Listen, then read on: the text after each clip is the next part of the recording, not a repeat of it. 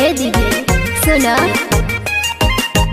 भोरे भोरे पढ़ दीदी सुके बचनिया हो, भोरे भोरे पढ़ दीदी सुके बचनिया हो।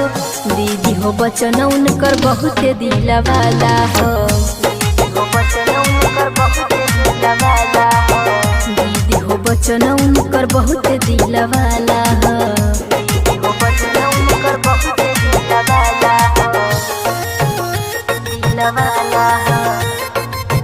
Music by Aman Rock. दीदी हो बचन उनकर बहुत दिल वाला हो,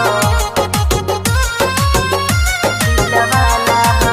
लगत बचनिया में बात कुछ खास हो, एही से लोगवा चली जाला उनके पास हो, जाला उनके पास हो, जाला उनके पास हो। लगत बचनिया में बात कुछ खास हो, एही से लोगवा चली जाला उनके पास हो, उनके पास हो। चली जाला जे भी मोरा यीशु के शरणिया हो। दीदी हो बचन उनकर बहुत दिल वाला हो, दीदी हो बचन उनकर बहुत दिल वाला हो, दीदी हो बचन उनकर बहुत दिल वाला हो, दीदी हो बचन उनकर बहुत दिल वाला हो, दिल वाला हो।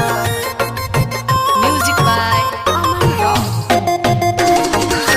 दीदी हो बचन उनकर बहुत दिल वाला हो, दिल वाला हो।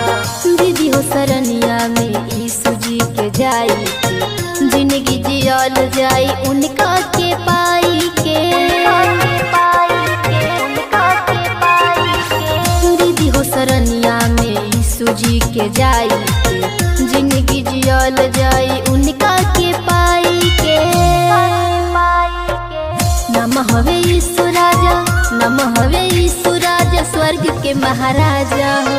दीदी हो बचन उनकर बहुत दिल वाला हो, दीदी हो बचन उनकर बहुत दिल वाला हो, दीदी हो बचन उनकर बहुत दिल वाला हो।